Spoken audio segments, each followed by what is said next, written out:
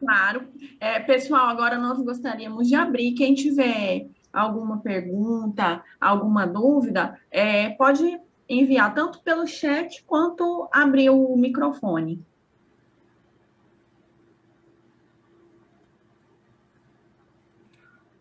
Doutora Tawane, Doutora, eu tenho. Ah, pode fazer a pergunta.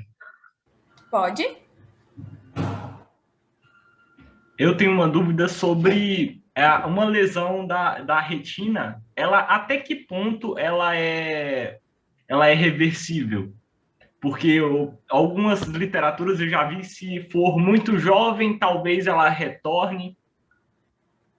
Uma lesão tipo de um Seria. agente infeccioso, por exemplo, toxoplasmose. Então, é o seguinte, a gente tem diversos tipos de lesão na retina, desde um descolamento de retina até, por exemplo, assim, cistos que ficam embaixo da mácula e atrapalham a visão, porque a mácula não é aquela região, principalmente ali na fóvea que é profunda. Se tem cistos lá embaixo, atrapalha aquela visão do paciente. Aí, por exemplo, esses cistos têm jeito de tratar, e aí o paciente volta a ter aquela visão. Por exemplo, um descolamento de retina depende do tempo que a retina está descolada no local. Porque a retina descolada, ela também não recebe aquela nutrição que deveria receber. E o que acontece? Dependendo, é como se fosse uma caixinha de surpresa, às vezes, o descolamento, porque você pode conseguir colar e a retina voltar a funcionar 10%, 40%, 20%, então isso é uma caixinha de surpresa. Agora, outras doenças que acomete a retina, por exemplo, uma doença que é muito comum, que se chama DMRI, que é uma degeneração macular relacionada à idade, a gente trata com alguns tipos de vitamina, assim, e retarda ou impede a progressão. Então, o paciente tem, mas ele não progride. Nem tudo na retina que a gente tem dá para voltar atrás.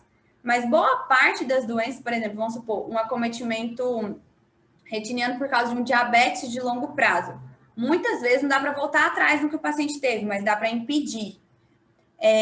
Então, assim, eu não sei se você estava querendo saber um acometimento específico, se for, você pode até falar, mas vai depender de qual patologia está causando aquele acometimento da retina, para a gente saber se vai ter reversão ou não. Infelizmente, boa parte dos acometimentos da retina não tem reversão. Ou Entendi, sim. quando tem, é uma reversão parcial. Entendi. Obrigado. Imagina, eu consegui responder? Sim, conseguiu. doutora, boa tarde. Boa tarde. Com relação ao glaucoma, quem tem esse nervo escavado, que fala, né, essa escavação do nervo óptico de nascença, que já vem acompanhando desde a infância, tem alguma chance, e aí daí foi descartado o glaucoma, tem alguma chance de, em algum momento da vida, essa escavação deixar de ser fisiológica e se tornar patológica e desenvolver um glaucoma? O glaucoma, muitas vezes, ele se manifesta assim, tipo, com 40 anos. Então, quem tem a escavação, que já nasceu com escavação no fundo do olho, a escavação, gente, a meu slide não tá aqui, mas lembra do nervo óptico lá, aquele que a gente via no fundo do olho? O miolinho dele é amarelo claro, vocês perceberam? Aquele amarelo claro é a escavação do nervo óptico. Tem gente que nasce com uma escavação limite. O que é isso? Se ele for muito escavado, ele perde as beiradas do nervo óptico, perdeu o nervo óptico. Mas tem gente que nasce com um buraquinho maior, só que a pessoa tem um campo visual normal. E é fisiológico, que é o que a Marcela perguntou agora. O que a gente faz com esses pacientes? Checa a pressão, porque a gente sabe que pressão aumentada vai lesar o nervo. Então, se esse paciente tiver a pressão aumentada, a gente vai controlar. Ele pode ter uma hipertensão ocular, por exemplo, sem ter o glaucoma, mas tendo hipertensão. Se ele tiver a pressão ok e a escavação limítrofe, a gente vai avaliar se essa escavação não vai aumentar com o passar do tempo. Então, eu vou ver esse paciente daqui 6 meses e eu vou deixar registrado quanto que estava a escavação anterior e quanto que está a escavação agora. Se a escavação não está aumentando, beleza. Se a escavação está aumentando, muitas vezes eu vou baixar a pressão do paciente, mesmo se a pressão dele fosse limítrofe ou normal, porque aquela pressão pode estar lesionando aquele nervo. Então, Marcelo, o que a gente faz com pacientes que têm, por exemplo, uma escavação limítrofe e tem uma história familiar de glaucoma? acompanha regularmente, não é um paciente que a gente solta, a Deus dará. Então, ele faz um acompanhamento regular, por exemplo, por 2 anos, vai de 6 em 6 meses. Ah, tá tudo ok. Não, então agora a gente pode passar para anual. Ah, anual tá ok? Vamos passar para 2 em 2 anos.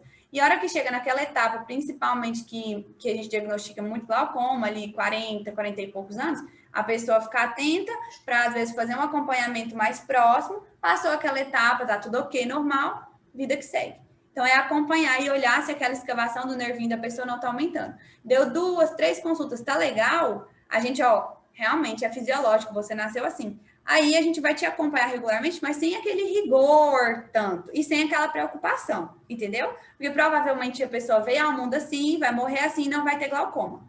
Mas não existe um exame que eu vou lá e faço e falo, olha, você nunca vai ter glaucoma, ou eu olho e falo assim, de primeira, sua escavação é limítrofe, mas é fisiológica. Eu só vou descobrir se aquela escavação é limítrofe e não é porque ela está sendo aumentada com os pouquinhos, se eu acompanhar aquele paciente. Então, vamos supor, se algum familiar seu ou algum conhecido tiver uma escavação limítrofe, vai perguntar, você acompanhou por alguns anos de forma mais regular? Acompanhei. Ficou normal? Vida que segue. Vai acompanhar aquilo igual uma pessoa normal, sem ter aquela regularidade semestral. E aí, quando aproximar, às vezes, da época que muitas vezes a gente diagnostica o glaucoma, a gente, graças a Deus, assim, muitos pacientes procuram a gente pela presbiopia, que é aquilo que eu falei para vocês, da vista cansada, nessa época dos 40 e poucos anos. E aí a gente sempre olha o nervo do paciente, porque a gente aproveita a consulta para aquilo. Então, é onde a gente consegue pegar muita gente, graças a Deus, assim, não deixar tornar tão avançado. Então, esse paciente vai acabar voltando para a gente por causa da presbiopia, e aí a gente vai dar uma checada nessa parte. Mas se a escavação é limítrofe, ele vai acompanhar por alguns anos de forma mais regular. Só isso. Ah, entendi. Obrigada, foi ótimo. Por nada. Doutora Tawane, nós temos uma pergunta no chat. Quais características que o paciente precisa ter para que possa ser liberado a fazer uma cirurgia refrativa para correção da miopia? É o seguinte, a gente vai avaliar várias coisas. A gente vai avaliar a retina daquele paciente, por quê? Vamos supor que eu opero o olho do paciente e como que é feita a cirurgia para correção de miopia? A cirurgia para correção de miopia, ela é feita na córnea do paciente. Ela não é uma cirurgia invasiva, ela é feita na córnea. Por quê? Muitas vezes é aquele ângulo da córnea, é aquela concavidade que a córnea tem, na verdade, seria a concavidade que a córnea tem, esse formatozinho dela, que vai fazer o raio convergir mais ou menos quando chega na retina, que a córnea é como se fosse, imagina assim, a superfície de uma lente, entendeu? Então, assim, ela é o formato da córnea que vai fazer o foco cair na retina de forma correta. Então, se a córnea tem a gente vai, através da cirurgia, evaporar uma parte da córnea, de modo que a córnea adquira a conformação, só que isso, gente, é microscópio, não dá nem para a gente ver diferença em quem operou. De modo que ela vai convergir os raios para a retina para cair na posição correta. Então, se um paciente, por exemplo, tem um problema visual, eu tenho que checar como é que está a parte de trás dele, a retina, para eu ver se está ok. A retina do paciente está ok, e se um paciente tem visão normal, geralmente a retina está ok, já é um dos parâmetros que eu posso operar. Outra coisa, esse não é o mais importante, mas esse é um dos parâmetros que a gente jamais deixa de checar, porque o que adianta operar essa parte do olho se for essa que não enxerga? Você não resolve nenhum problema do paciente, você entendeu? Porque se a parte da retina é que não está funcionante, não adianta operar a córnea. Outra coisa que a gente olha muito e que a gente vai indicar ou contraindicar a cirurgia refrativa é a espessura corneana. Quem tem a córnea fina, na cirurgia refrativa, vai consumir córnea. Então, quem tem a córnea muito fina, é contraindicado fazer cirurgia refrativa. E outra coisa, por exemplo, às vezes o paciente tem até uma córnea boa, mas ele tem 14 graus, que vai evaporar a córnea demais ali e deixar muito fina. Se deixa a córnea fina, lembra que eu contei para vocês que tem uma doença que chama ceratocone, que faz a córnea ficar em forma de cone? Se a córnea fica fina, gente, ela perde aquela estrutura dela e ela pode adquirir o formato de cone e virar um ceratocone e aquilo acabar combinando um transplante de córnea. Então, a espessura corneana é um fator muito importante para a gente contraindicar ou indicar a cirurgia refrativa no paciente. Por exemplo, esses dias, essa semana, tem um paciente que chegou, ele tem 11 graus em um olho e 9, era 9 no outro olho. E ele não tem uma quantidade suficiente de córnea para consumir para tirar um grau desse. Então, qual que seria a segunda indicação? Ah, vai usar óculos para sempre? Não, mesmo assim ainda tem recurso. A gente pode colocar uma lente lá dentro do olho. Não é aquela lente que vai substituir o cristalino, é uma lente que fica na frente da íris, entendeu? E aí vai substituir os óculos. Mas os principais fatores para indicar ou contraindicar uma cirurgia refrativa é a gente ver a espessura corneana, a topografia daquele olho, porque a gente vai pedir um exame justamente para ver a topografia, como que é igual a topografia que faz na geografia, para ver qual região da córnea que é mais abaulada, qual região da córnea que é mais aplanada, e aí a gente vai olhar esse tipo de exame, a celularidade, então, tipo assim, a gente vai ver, por exemplo, essa córnea, ela tem uma celularidade normal. Tem paciente que usa lente de contato, gente, e acha que pode dormir com a lente, e aquilo vai diminuindo aquela celularidade da córnea, e o paciente não pode, a gente não pode operar aquele paciente com a celularidade corneana diminuída, que a gente vai ver no exame também. Então, assim, a gente vai olhar várias coisas, a topografia, a celularidade da córnea, a gente vai olhar a espessura corneana e basicamente a retina para a gente indicar ou contraindicar. Sendo que desses parâmetros, desde que um paciente tem uma visão normal, assim, 20/20 com correção, principalmente a espessura corneana que muitas vezes acaba contraindicando. Mas graças a Deus isso é a raridade. A grande maioria dos pacientes não tem contraindicação assim para fazer refrativo. E o pessoal ainda diz que é a maquininha da felicidade. Pergunta por que não fez antes. Eu mesmo sou suspeita porque eu já fiz. E realmente é muito bom poder enxergar sem óculos. Doutora, voltando àquele gancho que a Marcela já deu abertura, qual seria esse parâmetro da escavação do fundo óptico que é limítrofe, que a senhora havia comentado? E teve um outro momento que a senhora falou que as pessoas que usam colírio para pressão ocular, pode haver sim manifestações sistêmicas, algumas interações sistêmicas. Num paciente jovem que faz uso contínuo, por pressão ocular alta, desses tipos de colírios, se tem um acontecimento constante de hipotensão, constante. Você acha necessário, ideal, ter esse retorno logista para ver o que está acontecendo, se é relacionado com o colírio ou não? Hipotensão sistêmica? Hipotensão arterial. Na pressão sistêmica mesmo? Ou na pressão toda? Isso. Não, corporal, se tem a ver ou não. Não, geralmente ele não causa a hipotensão, assim, na pressão sanguínea normal. Ele vai reduzir a pressão só intraocular, entendeu? Mas, por exemplo, assim, às vezes alguns são beta-bloqueadores, e aí se a pessoa tiver algum problema cardíaco que não tiver contraindicação aos beta-bloqueadores, é indicado a gente trocar, porque a gente, do mesmo jeito que tem, assim, uma gama grande de remédio para pressão, a gente troca, né, dos pacientes que têm alguma contraindicação, a gente também tem dos colírios de glaucoma.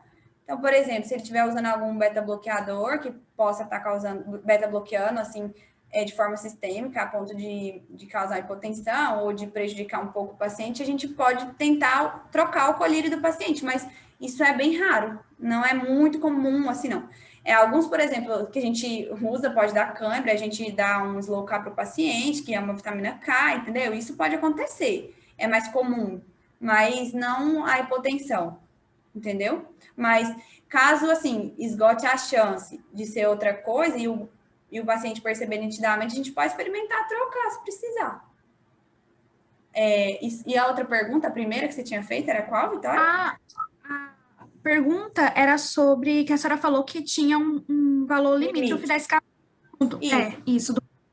Assim, 4, 5 uma escavação assim, que a gente chama, porque a gente tem uma graduação que vai, por exemplo, assim, de 0,2 até o 0,5 de normalidade, entendeu? 0,1 também, pequenininho não tem problema. O 0,5 seria o tamanho limítrofe que a gente considera normal, entendeu? Aí passou desse valor, a gente já considera patológico. mas a gente não descarta, assim, existir um paciente, por exemplo, com escavação 0,5, 0,6, que seja normal dele, entendeu? Pode acontecer, não é o mais comum, mas, por exemplo, a gente já pegou o paciente com escavação, assim, fora da normalidade, mas que a pessoa não tem glaucoma e não tem hipertensão ocular. Então, o que você faz com esse paciente? Só acompanha, para ver se essa escavação não está aumentando. Mas a normalidade é que ela esteja preferencialmente até 0,3 e o limite máximo até 0,5. Mas no caso desse paciente, pode estar relacionado com uma córnea grossa? Não necessariamente a pressão ocular alta? Algo assim. Sim, é porque a gente faz a pressão corrigida. O que acontece? Por exemplo, um paciente, se ele tiver a córnea mais fina ou a córnea mais grossa, isso pode influenciar na pressão. E tem uma tabelinha que a gente usa, por exemplo, para a gente corrigir essa pressão. Vamos supor, a córnea, ela é de 570 e alguma coisa. Então, com essa espessura, a gente tira 2 da pressão intraocular do paciente. Com essa espessura, a gente acrescenta 2. Então, em vez da pressão intraocular estar 15, ela está 18. Ou está 15, ela está 16. É como se você fizesse a pressão ocular corrigida, você entendeu? Por quê? A córnea, ela pode falsamente aumentar ou falsamente diminuir a pressão do olho do paciente. E aí, a gente pede um exame que mede a espessura corneana. E de todo paciente que tem glaucoma ou que está suspeitando de glaucoma, que a gente acompanha, a gente mede tanto a pressão intraocular quanto a gente pede esse exame para ver espessura corneana.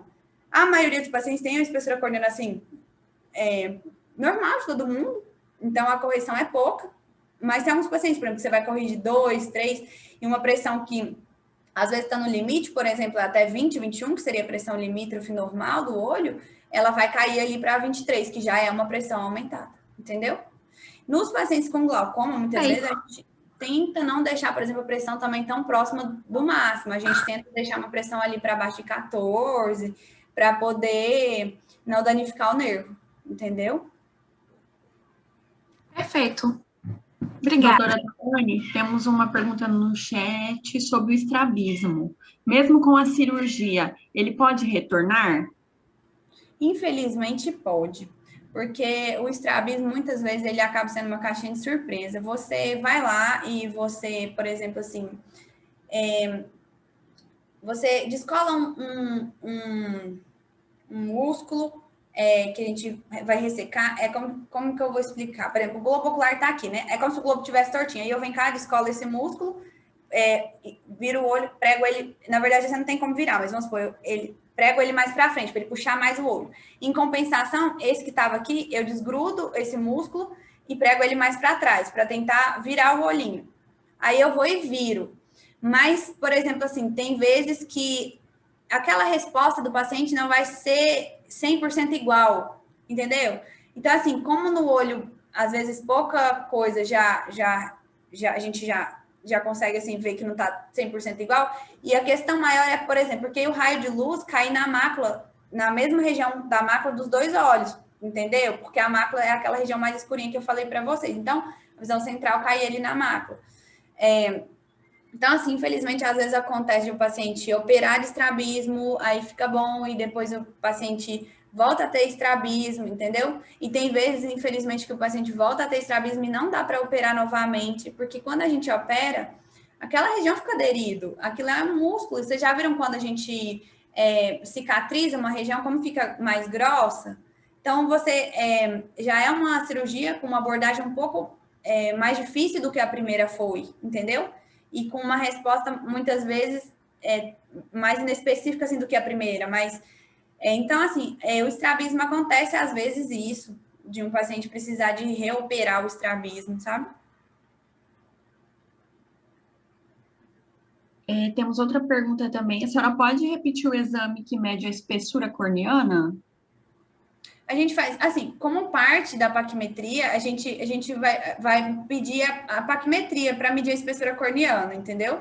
Mas a gente tem alguns outros exames, assim, para medir o tamanho do olho e tudo, mas a gente pede a paquimetria para que possa medir essa espessura. Doutora Tawane, assim como nós falamos desde o início, nós vimos alta incidência, né, de cegueira no Brasil, por isso surgiu a necessidade de se discutir esse tema pelo Abril Marrom. Mas como que a senhora acha que os médicos e a atenção primária poderia contribuir para a gente reduzir essas incidências? Será que nós precisamos discutir mais isso, né? Em frente à formação, né? Nós temos vivenciado assim que esse assunto ele tem sido um pouco negligenciado, né? Qual que é a sua opinião sobre a formação médica e o papel da atuação da atenção primária nesse sentido? Assim, duas coisas. Por exemplo, a catarata, ela está na principal causa de cegueira no mundo e é a principal causa de cegueira reversível. Então, assim, é como você pensar que o maior número de casos de cegueira do mundo poderia ser reversível. Então, o que na minha opinião, por exemplo, às vezes uma orientação maior, por exemplo, de familiar com glaucoma, se um paciente refere que alguém na família tem glaucoma, referenciar esse paciente para fazer uma consulta oftalmológica. Infelizmente, gente, a gente pega paciente que foi, por exemplo, assim, encaminhado para o oftalmologista há mais de 1 ano e até agora não chegou a vaga do paciente, entendeu? Então, assim, alguns pacientes, por exemplo, se chegou a notar, chegou o paciente está falando que não está enxergando, por exemplo, ele já é um paciente mais velho, ele está enxergando, por exemplo, com dificuldade, ele está referindo que tem névoa. Se chegar ao ponto de olhar para o olho do paciente e perceber que na região da pupila, que devia ser pretinha, está mais branca, esse paciente precisa ser referenciado, porque quando a gente pede a cirurgia de catarata, por exemplo, pelo SUS, ela demora muito tempo para acontecer. E aí o paciente vai cegar, porque o cristalino, que era para estar cristalino, ele está opaco, entende? Então, infelizmente, assim, a gente acaba vendo que demora muito. Então, duas coisas assim, que eu acho que eles podiam, na atenção primária, não assim que sejam os médicos, mas eu falo assim, que a orientação devia ser passada aos médicos. Era de encaminhar o paciente, por exemplo, diante de queixas como essas, se tivesse talvez um caminho que pudesse encaminhar os pacientes com catarata direto assim, como se fosse para a parte cirúrgica, isso facilitaria, mas não existe, entendeu? Não é que o paciente vai direto para a cirurgia, não, mas, por exemplo, se tivesse uma forma dele fazer os exames ou de alguma forma adiantar e não ter que passar pela consulta e depois pedir todos os exames, aí demorar mais 1 ano de que ele consultou, mais 1 ano ainda que ele vai pensar em ser chamado pela secretaria para fazer. Então, se tivesse uma forma de acelerar esse processo, com certeza ajudaria. Se tivesse essa orientação para os médicos, por exemplo, de referenciar para os oftalmologistas, paciente que tem glaucoma, a gente poderia tornar, por exemplo, a causa de cegueira irreversível por glaucoma bem menor. E uma outra coisa que muitas vezes, assim, isso poderia ser orientado nem só era na atenção primária, mas nas escolas como um todo, tanto particular quanto escola pública, é que fizesse um exame de vista na criança antes dela entrar na escola, porque é muito triste, assim, dá muita dó de ver, porque a criança, gente, ela não sabe explicar como é que ela enxerga, ela nasceu enxergando daquele jeito, ela enxerga daquele jeito, ela acha que aquilo é o normal. Então, a menos que ela tenha um grau muito alto que o pai e a mãe consiga notar que ela está tendo dificuldade, a criança, ela acomoda muito o cristalino dela. Então, ela consegue, tipo assim, com muita força, fazer uma visão ficar boa, mas aquilo tá fadigando aquela musculatura da criança e aquilo não faz tão bem. Então, assim, se a criança tiver um grau que a gente tem que prescrever, muitas vezes acontece dos pais ou dos professores não conseguir ver aquilo. E aí, tem algumas coisas no olho que elas vão se desenvolver só até os 7, 8 anos de idade. Então, por exemplo, assim, se eu pego um paciente que um olho enxerga bem e o outro enxerga mal, o olho que enxerga mal, ele muitas vezes não se desenvolve. Por quê? E ele vai continuar enxergando mal a vida toda. Porque aquele olho que enxerga bem está até compensando. E o que a gente tinha que fazer num caso desse paciente, por exemplo? Forçar aquele olho para se desenvolver. Só que esse forçar, colocando tampão no olho do paciente, só funciona até os 7, 8 anos de idade. Então, quando o paciente ficar maior, ele vai ter o que a gente chama às vezes de ambliopia, que é irreversível. E aí, assim, que é um olho, a diferença de acuidade visual de um olho para o outro significativa. E que às vezes poderia ter sido evitado se ele tivesse passado por consulta durante a infância. Então, podia ter uma orientação, porque muitas vezes a gente pega a criança tendo problema de vista, tá? De, assim, achando que aquilo é o normal de enxergar e com dificuldade na escola. Ou pega paciente que é amblíope e foi amblíope porque quando era criança ninguém levou no oftalmologista e aí tentou um tratamento, entendeu? A ambliopia, assim, ela não é um caso de cegueira, não é isso, mas é uma diferença significativa entre os olhos. E dependendo do que a pessoa for exercer, pode acabar prejudicando de alguma forma, entendeu?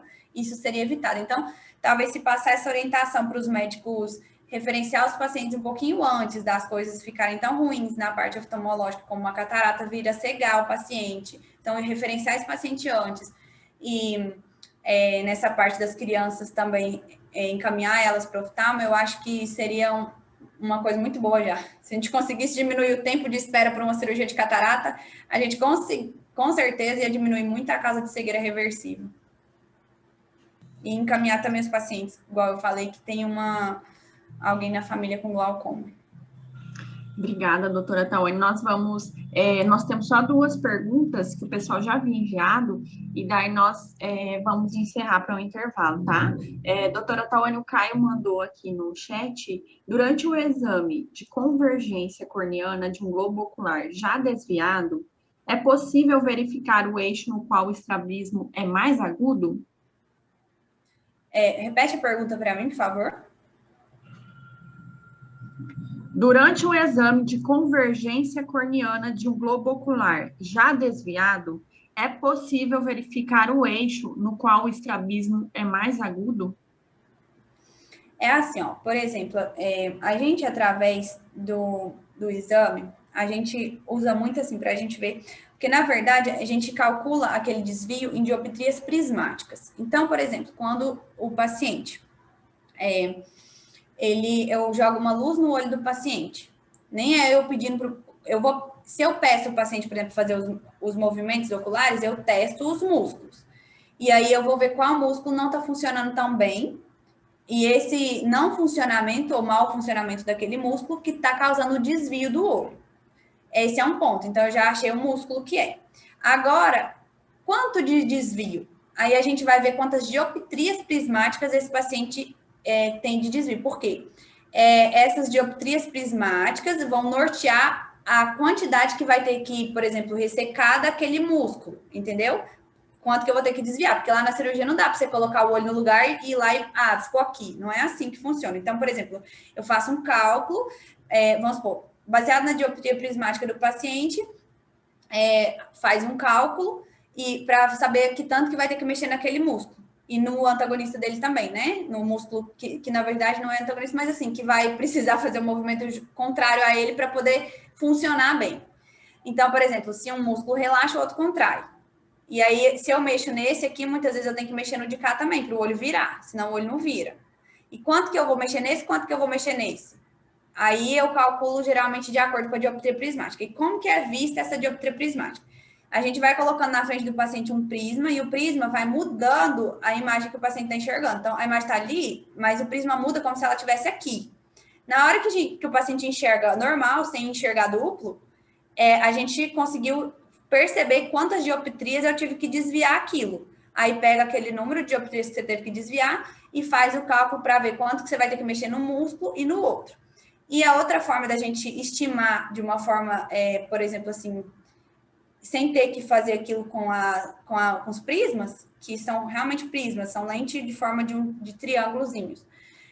A gente coloca uma luz e geralmente uma vai bater no centro da pupila e a outra, por exemplo, vai bater na borda da pupila, vai bater mais para fora.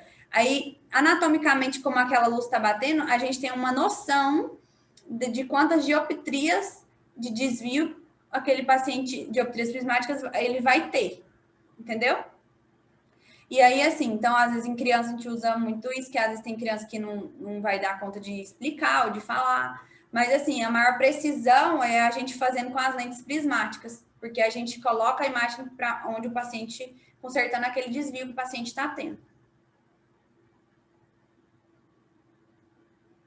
Entendeu? Doutora, agora, como nós havíamos avisado, nós vamos ter a última pergunta para a gente poder ter um intervalo antes da próxima etapa. A pergunta da Thalia. Só um minutinho. Doutora, minha dúvida é sobre o tratamento de pterígio. Se não for realizado, pode causar danos às estruturas oculares? Se o pterígio, por exemplo, o pterígio grau 1 é aquele que começou a entrar na região da córnea, mas não acomete o eixo visual. O grau 2, o grau 3, ele está mais avançado, mas não acomete o eixo visual. Agora, quando ele já está no grau 4, ele acomete o eixo visual. E quando você vai tirar ele da córnea, às vezes, aquela região da córnea, ela não vai ficar transparente igual ela era, porque a gente é uma cirurgia, você desgruda ele dali, e ele pode estar muito aderido, e aí, se ele chegou ao ponto de chegar no eixo visual, aí você pode gerar, às vezes, uma cicatriz corneana na hora que for tirar aquele pterígio. Aí ele é prejudicial à visão do paciente. Agora, se ele não está acometendo o eixo visual, só está na região ali da córnea que o eixo visual ainda não pegou, então, tipo assim, só está chegando na região da córnea onde que tem a íris, mas não está... Aí ele está atrás, mas não está indo o eixo visual, que é a pupila, aí ele vai ser estético e ele vai, assim... Se tiver poeira, muito sol, ele vai ficar vermelho, vai incomodar o paciente, mas não vai trazer dano à visão do paciente. Então, assim, a gente não considera muito estético porque chegar ao ponto de ele acometer o eixo visual e prejudicar a visão do paciente. Agora, uma outra coisa é que, às vezes, por exemplo, o que está gerando a irregularidade corneana é o pterígio, e não, às vezes, um astigmatismo que a pessoa que está achando que está ali, entendeu? Isso também prejudica um pouco. Mas isso é quando o pterígio está grande, entendeu? Quando ele já está ali beirando o eixo visual da pessoa, aí realmente tem que tirar. Não pode deixar, não. Agora, se a pessoa tem um pterígio grau 1, grau 2 não se incomoda, pode deixar. Não vai causar dano para o paciente, não.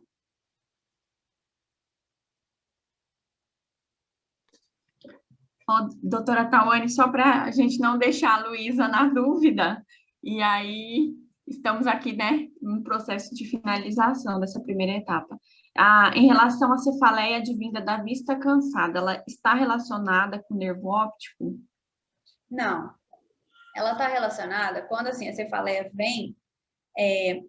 geralmente, a vista cansada em si não vai ser o motivo principal de uma cefaleia, sabe? Mas, enfim, a cefaleia, quando ela vem por motivo oftalmológico, digamos assim, é por aquela acomodação. O paciente não está conseguindo tanto acomodar mais, ou ele está acomodando muito o tempo inteiro. Vamos supor, para ele deixar a imagem cair na retina, ele tem que ficar o tempo inteiro acomodando, igual uma criança que tem grau no olho por causa do formato da córnea dela.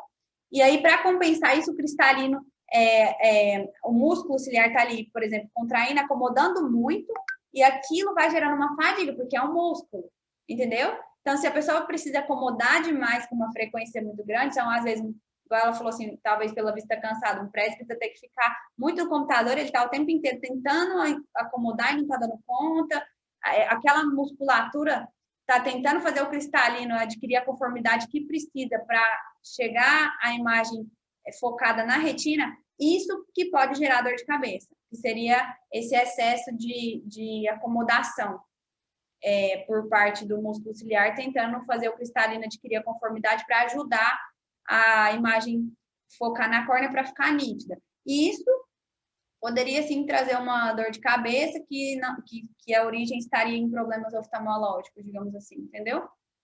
Mas não nervo óptico, isso não teria relação com o seu nervo óptico.